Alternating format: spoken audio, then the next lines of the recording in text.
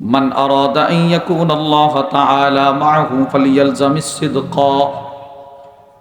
আল্লামা কুশাইরি বলেন, পৃথিবীতে কোনো মানুষ যদি এই ইচ্ছা পোষণ করে, এই আশা পোষণ করে যে আল্লাহ আমার সুখে দুঃখে আমার সহযোগী হয়ে যাক, আল্লাহ আমাকে সহযোগিতা করুক, আমি কষ্টে আছি রব আমাকে সহযোগিতা করুন, আমি সুখে আছি আল্লাহ আমাকে সহযোগিতা করুন, আমার ছেলেটা বিদেশে অসুস্থ তার ইকামা হচ্ছে না, আল্লাহ আপনি আমারে সহযোগিতা করেন, এটা যদি কেউ কামনা করে ফালিয়ালজামিস সিদকা, ওই লোকটা যেন সততার গুণে গুণী হয়, সে যেন সত্য কথা বলে। সুবহানাল্লাহ বলেন না? তাহলে প্রিয় ভাইয়েরা আমার, 4 নাম্বার সত্যবাদী হওয়ার নির্দেশ দিয়েছেন আল্লাহ। বলেন তো কে দিয়েছেন? আল্লাহ। 5, সত্যবাদী, সততার সত্য জবান, একটা জিহ্বা আল্লাহর কাছে ভিক্ষা চাওয়ার ওসিয়ত করেছেন স্বয়ং নবীজি।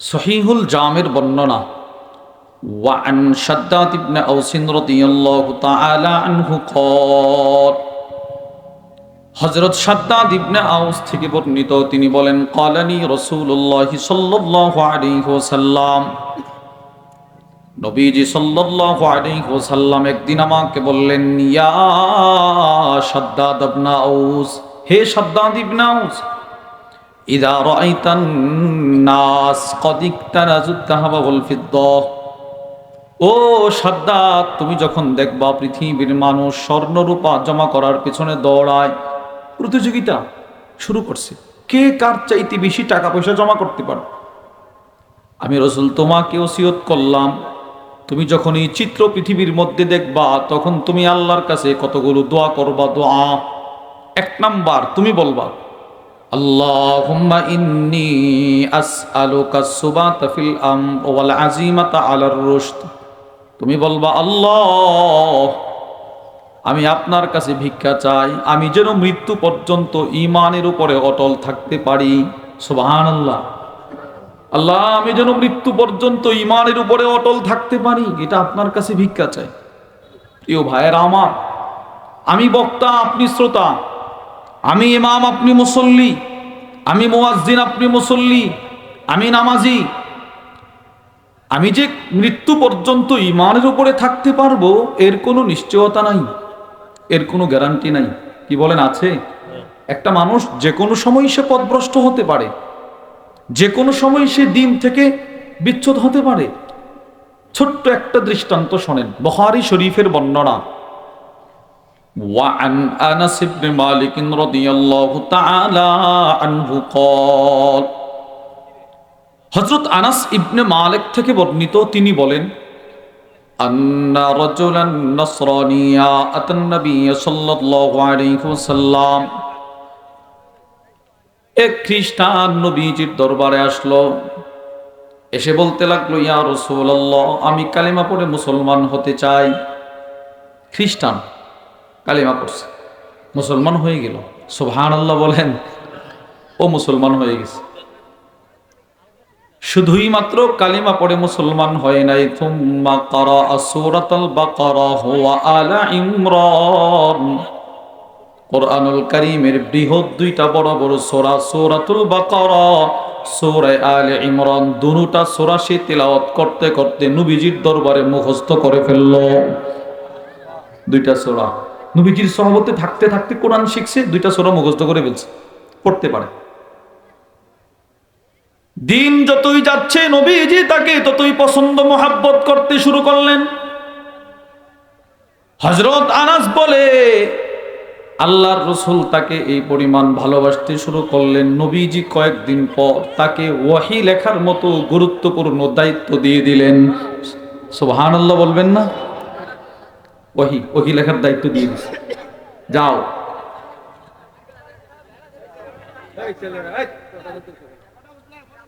ওই যে প্যান্ডেলের বাইরে কথা বলতেছি, এটা বললেন, পৃথিবীর মধ্যে সবচাইতে দামি দায়িত্ব হলো ওহী লেখার দায়িত্ব। এর চাইতে দামি দায়িত্ব পৃথিবীতে আর কোনোটাই হতে পারে? বলেন, হতে পারে না। এজন্য এখন তো ওহী লেখার দায়িত্ব নাই, রসুল আসে নাই, ওহী বন্ধ, নবী শেষ, রসুলদের ধারাবাহিকতা প্রেরণের সিলসিলা বন্ধ, ওহীও বন্ধ। কিন্তু এখন পৃথিবীর সবচাইতে দামি দায়িত্ব হলো মাদ্রাসায় যারা কোরআন পড়ায়, যারা কোরআন পড়ে, এটা হলো পৃথিবীর কায়নাতের সর্বশ্রেষ্ঠ দায়িত্ব। সুবহানাল্লাহ। আপনি বলবেন হুজুর কেন? এই প্রশ্নের জবাবে আল্লামা ইমাম ইবনুল কাইয়্যিম রাহিমাহুল্লাহ তার বিখ্যাত কিতাব রাউদাতুল মুহিব্বিন ওয়া নুজহাতুল মুশতাকিন ওই কিতাবের মধ্যে লেখেন, মাদ্রাসায় যা পড়ানো হয়, মাদ্রাসায় ছেলেরা যা পড়তে আসে, এটা হলো বর্তমান বিশ্বের সবচাইতে দামি জিনিস ইলম। সুবহানাল্লাহ বলেন। ইলম সবচাইতে দামি। যদি মানুষ বুঝতো, ইলম সবচাইতে সুন্দর যদি মানুষ দেখতো। দুইটা কথা বলছি, ইলম সবচাইতে দামি যদি মানুষ বুঝতো, আবার ইলম সবচাইতে সুন্দর যদি মানুষ দেখতো। ইলম কি পরিমাণ দামি?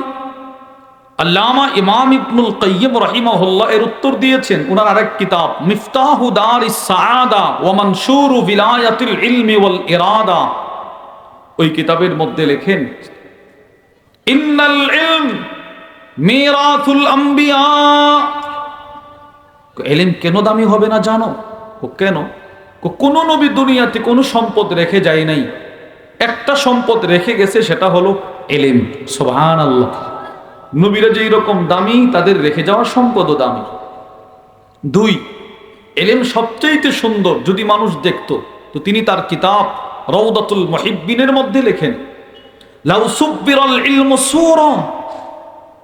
আমাদের এই যে ছোট ছোট বাচ্চারা এখানে বসা, নুরানি বিভাগের বাচ্চারা, নুরানি পড়ে যেই ছেলেটা, ওই ছেলেটার সিনাই যেই সামান্য অল্প ইলম জমা হয়েছে, জমা আলিফ বা তা থা জিম হা খা একটু সুন্দর করে পড়তে পারে, 10টা সূরা ভালো করে পড়তে পারে, ওর 10টা সূরার ইলমকে যদি আপনি দেখতেন তো কত সুন্দর লাগতো জানেন? ইমাম ইবনুল কাইয়্যিম বলে, আকাশে যতগুলো তারকা আছে সবগুলোকে যদি এক জায়গায় একত্রিত করা হতো, আকাশে যতগুলো সূর্য আছে সবগুলোকে যদি এক জায়গায় একত্রিত করা হতো, আকাশে যতগুলো চাঁদ আছে সবগুলোকে যদি এক জায়গায় একত্রিত করা হতো, তো চাঁদ, সূর্য, তারকা সব এক জায়গায় একত্রিত করলে দৃশ্যটা যতটা সুন্দর হতো, বলে এর চাইতে কোটি কোটি কোটি কোটি গুণ বেশি সুন্দর আমাদের মাদ্রাসার নুরানি বিভাগের যে ছোট্ট মাসুম বাচ্চা,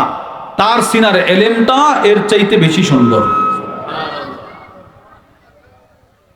এই জন্যে ইলম যারা শিখায়, এটা গুরু দায়িত্ব, সবচেয়ে দামি দায়িত্ব।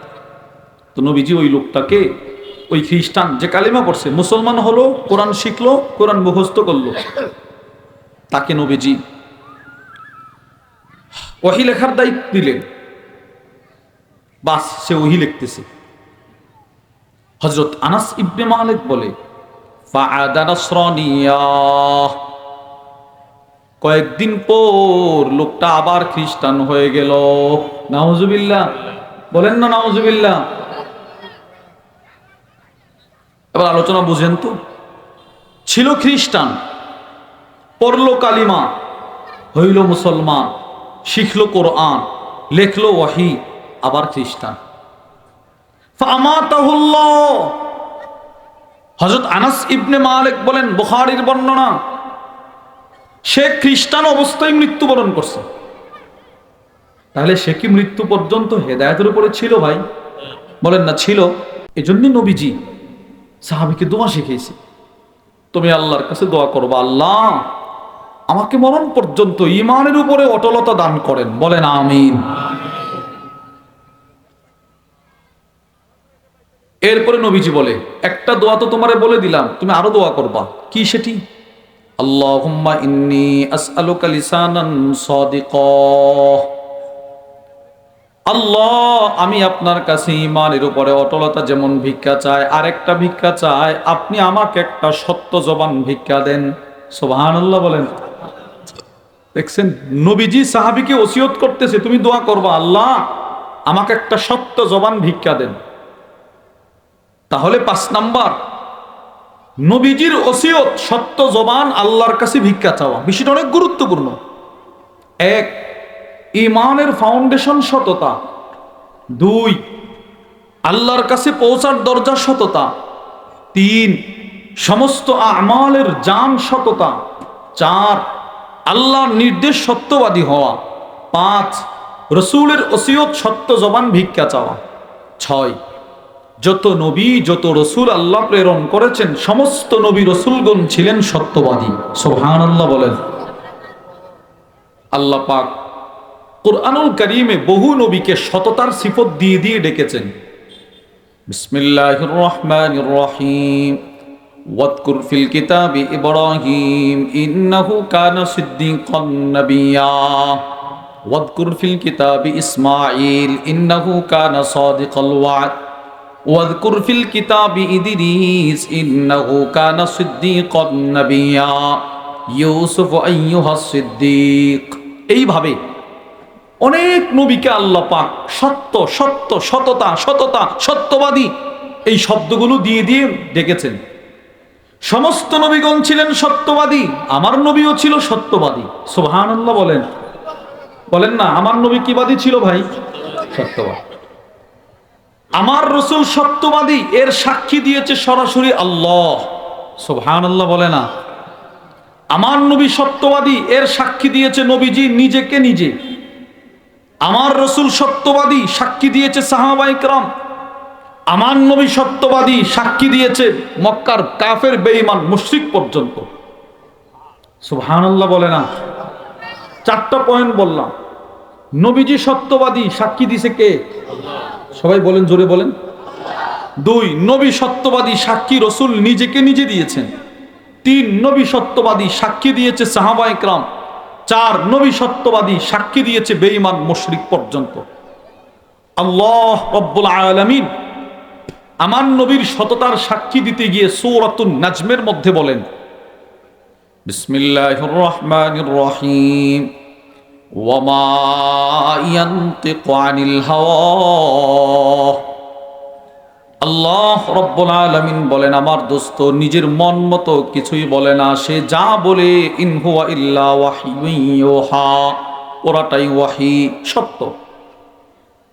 এই আয়াতের ব্যাখ্যায় মাওসুআতুন আতরাতিন নাঈম ফি মাকারিমি আখলাকির রাসূলিল কারীমের মধ্যে এসেছে, লাকাদ কানান নাবিয়্যু সাল্লাল্লাহু আলাইহি ওয়াসাল্লাম মাহফুজুল লিসান মিন তাহরিফিন ফি কওলিন ওয়াস্তিরসালিন ফি খাবার। পৃথিবীর ইতিহাসে আমাদের নবী একমাত্র ব্যক্তি যিনি তার 63 বছরের জিন্দেগিতে জীবনেও একটা মিথ্যা কথা বলে নাই। সুবহানাল্লাহ। আরে মিথ্যা কথা তো বলে নাই। এমন কি কোন সংবাদ দিতে গিয়ে নবীজি নিজের চাইতে একটা অক্ষরও বৃদ্ধি করে নাই, একটা অক্ষরও কমায় নাই। সুবহানাল্লাহ বলেন। এই নবী জীবনে মিথ্যা বলে নাই, আল্লাহ সাক্ষী দিছে। 2, রসুল নিজেকে নিজে সাক্ষী দিলেন, আমি যা বলি সব সত্য। দৃষ্টান্ত আবু দাউদ শরীফের বর্ণনা। ওয়ান আব্দুল্লাহ ইবনে আমর রাদিয়াল্লাহু তাআলা আনহু قال, হযরত আব্দুল্লাহ ইবনে আমর বলেন, কুনতু আকতুবু কুল্লা শাইইন আসমাউহু মির রাসূলিল্লাহি সাল্লাল্লাহু আলাইহি ওয়াসাল্লাম উরিদু হিফযা। আব্দুল্লাহ ইবনে আমর বলেন, আমি আল্লাহর নবীর কাছ থেকে যখন যা শুনতাম সব লিখে ফেলতাম মুখস্থ করার সুবিধার্থে। নবীজি যখন যা বলতো আমি সব লিখে ফেলতাম যেন পরবর্তীতে আমি মুখস্থ করতে পারি। তিনি সব লিখে ফেলতেন। অনেক ছাত্র আছে দেখবেন উস্তাদ ক্লাসে যখন সবক পড়ায় ও খাতার মধ্যে লিখে ফেলে, কেন? পরবর্তীতে যেন সে মুখস্থ করতে পারে সহজে। অনেক আছে এরকম। আমাদের হযরত ওয়ালা আরিফ বিল্লাহ হাকিমুন নফস আল্লামা মুফতি মুশতাকুন নবী কাসিমি হাফিজাহুল্লাহ, হযরতের ওখানে রমাদানুল মুবারকের শেষ দশকে ইতিকাফ হয়। আলহামদুলিল্লাহ, এই আজকের মাহফিলের যিনি প্রধান হযরত মাওলানা আনিসুর রহমান আশরাফি হাফিজাহুল্লাহ, হযরত ওখানে থাকেন। আমিও ওখানে থাকার চেষ্টা করি, থাকি। এবং আমাদের জামিয়া মাদানিয়ার যে মুহতামিম সাহেব হুজুর আছেন মাহমুদুল হাসান ভাই, উনিও থাকেন। 2 বছর আমরা থাকছি একসাথে। তো প্রথম বছর ওখানে হুজুর বয়ান করেন। আশরাফি সাহেব হুজুরও বয়ান করেন, আমিও কথা বলি হুজুরে আদেশ করলে। তো একদিন আমি জোহরের পরে একটু আলোচনা করছি, এই আপনার আধা ঘন্টা 40 মিনিট। আসরের নামাজের পূর্ব মুহূর্তে হুজুর আমাদেরকে ছুটি দিছে, এই একটু আরাম করেন সকলে, বিছানায় পিঠ লাগান। আমি একটু আরাম করতে বিছানায় গেলাম। একটা ছেলে, ও কয়েকটা পৃষ্ঠা নিয়ে দাঁড়ায় আছে। আমি বললাম, ভাই কিছু বলবেন আপনি? আমার বলতেছে, হুজুর আপনি যে আজকে জোহরের পরে বয়ান করছিলেন, আমি দোতলা থেকে এটা শুনছি, প্রায় 1500 মানুষ একসাথে এতেকাফ করে। বলতে, হুজুর আমি এটা শুনছি, শুনে শুনে লিখছি, আপনারে দেখানোর জন্য আসছি, এটা হয়েছে কিনা একটু দেখতেন। আমি তো আশ্চর্য, এত দ্রুত কথা বললাম, হাদিসগুলো বললাম, ও লিখে ফেললো। আমি নিলাম তার পৃষ্ঠাগুলো, পার্চা নিয়ে দেখি মাশাআল্লাহ 100% থেকে 90% সে লিখে ফেলছে। তো আমি বুঝছি যে এই ছেলে হয়তো মাদ্রাসায়, ও পুটিয়া কিংবা জিরি মাদ্রাসার ছাত্র, ওই সময় সে বলেছিল জালালাইন পড়ে। তো আমি বুঝছি যে এই ছেলে, এই প্রিয় তালিবুল ইলম, সে হয়তো তার উস্তাদের কথাগুলো সে লিখতো না, এত দ্রুত তার সাথে লেখা সম্ভব না। কিছু ভুল ত্রুটি হয়েছে, বোঝার ভুল, সে লিখে ফেলছে। এই সাহাবী আব্দুল্লাহ ইবনে আমর তিনি বলেন, আমি সব লিখে ফেলতাম। নবীজি রাত্রেও যা বলতো তা লিখে ফেলতাম, রসুল দিনে যা বলতো ওইটাও লিখতাম। ফানাহাতনি কুরাইশ, কুরাইশ গোত্রের মানুষ আমাকে নিষেধ করলো। ওয়াকালু আতাকতুবু কুল্লা শাইইন তাসমাউহু, এরা আমাকে বলে, হে আব্দুল্লাহ তুমি নবীজির কাছ থেকে যখন যা শোনো সব কি লিখে ফেলো? হ্যাঁ, কেন তুমি সব লেখো কেন? তুমি জানো না ওয়া রাসূলুল্লাহি সাল্লাল্লাহু আলাইহি ওয়াসাল্লাম বাশার ইয়াতাকাল্লামু ফিল গাদাবি ওয়ার রিদা, তুমি জানো না নবীজি একজন মানুষ, নবীজি কখনো কখনো আনন্দের সাথে কথা বলে, তুমি ওইটাও লেখো। নবীজি কখনো কখনো রাগের হালতে কথা বলে, তুমি ওইটাও লেখো। তুমি সব লিখবা না, এটা কুরাইশদের দাবি ওনার কাছে। তো সাহাবী বলতেছে, ফা আমসাকতু আনিল কিতাব, আমি আর লেখালেখি করি না, বন্ধ করে দিছি, খাতা কলম রেখে দিছি, এরা নিষেধ করছে। কিন্তু আমার মনের ভিতরে একটা সন্দেহ, না নবীর সাথে আমাকে একটু পরামর্শ করতে হবে। নবীজি যদি বলে তুমি লিখবা না, তো আমি লিখবো না। রসুলকে না জানা হঠাৎ লেখালেখি বন্ধ করে দিলে নবীজি যদি কষ্ট পায়। ফাযাকারতু যালিকা লিরাসূলিল্লাহি সাল্লাল্লাহু আলাইহি ওয়াসাল্লাম, সাহাবী বলেন আমি আল্লাহর নবীর কাছে গেলাম, আল্লাহর রসুলের কাছে গিয়ে পড়া ঘটনা বর্ণনা করে শোনাইলাম। ইয়া রাসূলুল্লাহ আপনি যা বলতেন সব লিখতাম, কুরাইশ গোত্রের মানুষ আমাকে নিষেধ করলো, লেখালেখি বন্ধ করে দিছি। আপনি কি বলেন, লিখবো? আর আপনি যদি বলেন তো লিখবো, না বললে লিখবো না। নবীজি কি বলে জানেন?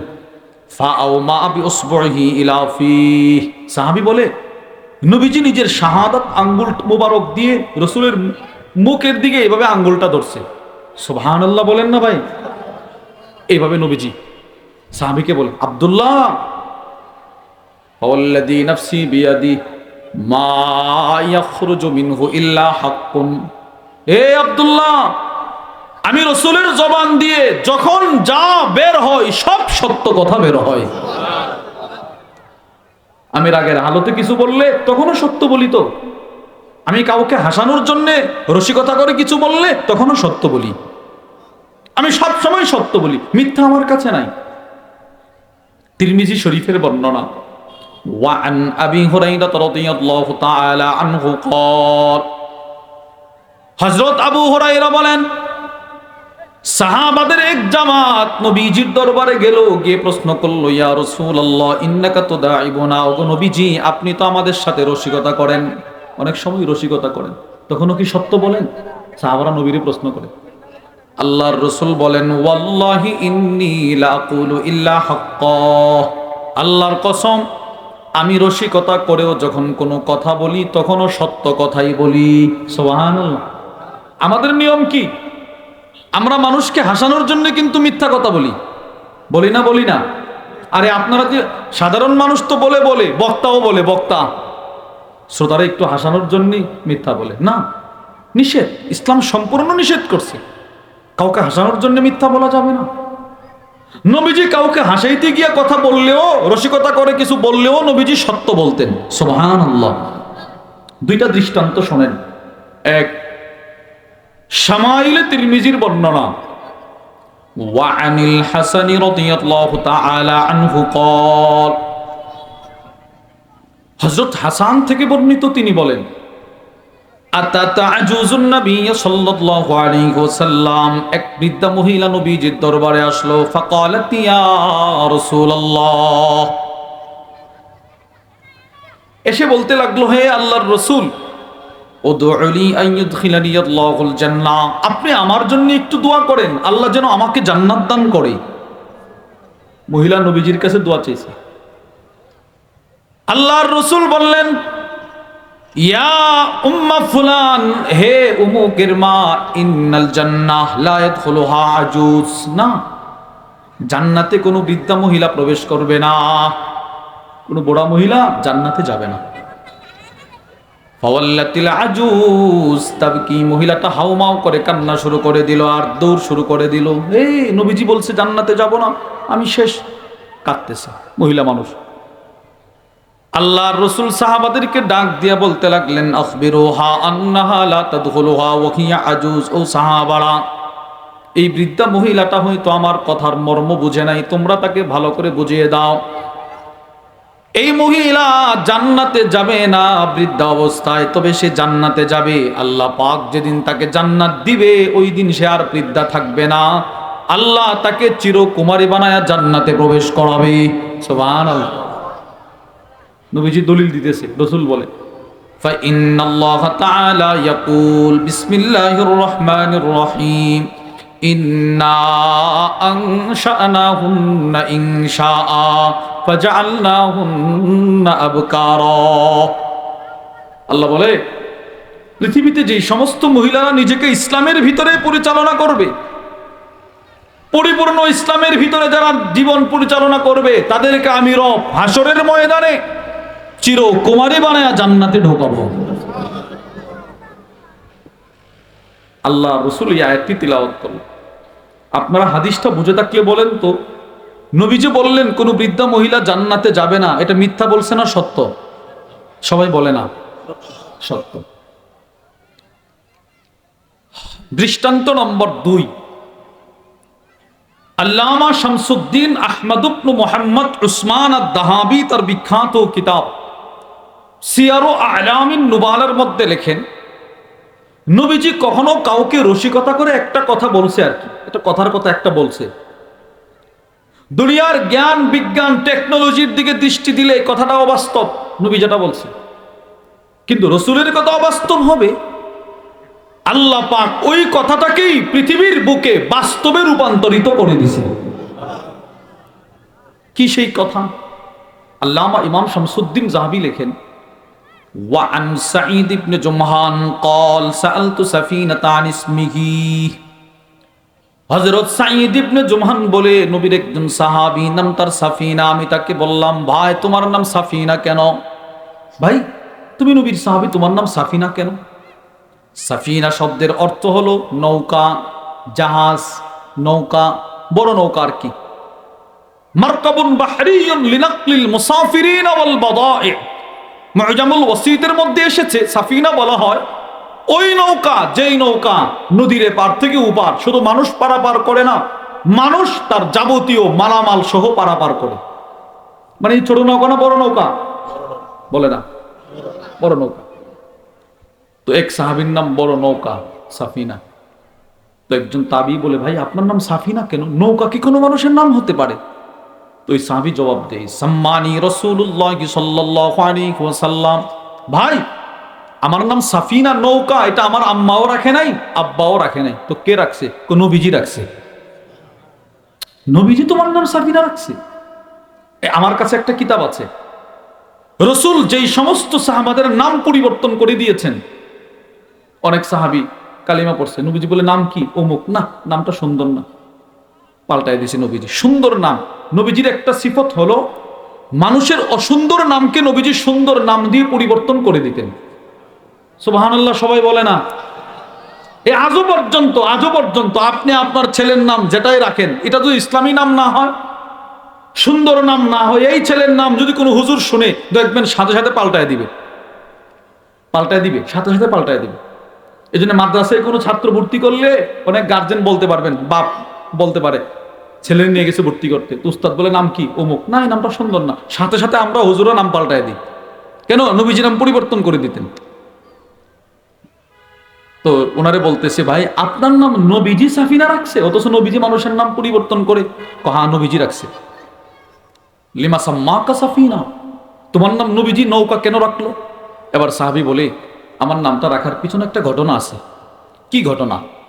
খরাজ রাসূলুল্লাহ সাল্লাল্লাহু আলাইহি ওয়াসাল্লাম ওয়া মাআহু আসহাবু। আল্লামা ইমাম শামসুদ্দিন যাহাবী বলেন, হযরত সাফিনা বলে, একদিন নবীজি এক সফরে বের হলেন, সাথে নবীর অনেক সাহাবারা ছিল। ফাসাকুলা আলাইহিম মাতাউহুম, প্রত্যেক সাহাবীর বেগ বোঝা এদের কাছে ভারী হয়ে গেছে, নিয়ে হাঁটতে পারতেছে না। আল্লাহর রাসূল আমাকে ডাক দিলেন, ওই যার নাম সাফিনা তারা ডাক দিছে। বলতে লাগলেন, মিয়া ও বুসুত কিসা, তুমি তোমার চাদরটা জমিনে বিছিয়ে দাও। তো সাহাবী নিজের চাদরটা জমিনে বিছিয়ে দিল। এবার নবীজি সব সাহাবাদেরকে বলতে লাগলেন, ওই সব সাহাবারা, এই তোমরা প্রত্যেকের মালামালগুলো তার চাদরের উপরে রেখে দাও। সুবহানাল্লাহ বলেন না? রেখে দাও। সবাই রাখছে। তো সবগুলো ব্যাগরে একটা গাট্টি বানাও, একটা ব্যাগ বানাও, বুঝা বানাও, একটা বানাইছে। বলেন তো, প্রত্যেকের ব্যাগ প্রত্যেকের কাছে যদি ভারী হয়ে থাকে, এখন সবগুলো যে এক জায়গায়, এখন ওজন কমছে না বাড়ছে? এবার নবীজি এই সাহাবীরে ডাক দিয়েছে, যার নাম সাফিনা, তুমি দিকে আসো। গেছে। আল্লাহর রাসূল বললেন, ইহমিল ফা ইন্নামা আনতা সাফিনা, পুরাটা মালের বোঝা তুমি তোমার মাথায় বহন করো। আমি রাসূল দেখতে পাচ্ছি তুমি একটা জলজন্ত জাহাজ বহন করো, তুমি সাফিনা, তোমাকে আল্লাহ জাহাজের শক্তি দিছে। বলেন তো, একটা জাহাজের শক্তি কোনো মানুষের শরীরে থাকা সম্ভব না? মানে বাস্তবতা বলেন না, সম্ভব? এবার সাহাবী কি বলে জানেন? ফালাউ হামালতু ইয়াওমাইদিন বিকরা বাঈরিন আও বাঈরাইন আও সালাসা আও আরবা আও খামসা আও সিত্তা আও সাবআ মা সাকুলা আলাইয়া। আল্লাহর রাসূল যেই মাত্র আমাকে বললেন তুমি জাহাজ, সাথে সাথে আমি অনুভব করলাম আল্লাহ তাআলা আমার শরীরে এমন শক্তি দিয়ে দিল, আরবের 7টা উট যেই পরিমাণ মালামাল পিঠে বহন করতে পারে, ওই পরিমাণ মালামাল যদি ওই দিন আমার কাঁধে দেওয়া হতো, এরপরেও আমার কাছে কোনো ভারী মনে হতো না। সুবহানাল্লাহ। নবীজি বলার কারণে আল্লাহ সরাসরি আমাকে জাহাজের শক্তি দিয়ে দিছে। কেন দিলেন? নবীজি বলছে তুমি জাহাজ। এবার সাহাবী যদি বলে, ইয়া রাসূলুল্লাহ এতগুলো আমি মাল বহন করতে পারবো না, তো নবীজির কথাটা অনর্থক হয়ে যেত, মিথ্যা হয়ে যেত। আরশের মালিক বলে, না রাসূল আপনার মুখ দিয়ে বের হয়েছে তো, যান, তাকে আমি জাহাজের শক্তি দিয়ে দিলাম। ও আপনি সত্য বলছেন, আপনার জবান সত্য জবান। তাহলে নবীজি রসিকতা করে মিথ্যা বলতেন না সত্য? কি বুঝছেন, মিথ্যা না সত্য? তাহলে নবীজি সত্যবাদী, সাক্ষী দিছে 1 নাম্বার কে? 2, রাসূল নিজেকে নিজে সাক্ষী দিছে যে আমি যা বলি সব সত্য। রসিকতা করে পৃথিবীর মানুষ মিথ্যা বললেও আমি নবী সত্য বলি। 3, হযরত সাহাবা ইকরাম রিদওয়ানুল্লাহি তাআলা আলাইহিম আজমাইন, ওনারা সাক্ষী দিয়েছেন নবীজি সত্য বলে। দৃষ্টান্ত নম্বর 1,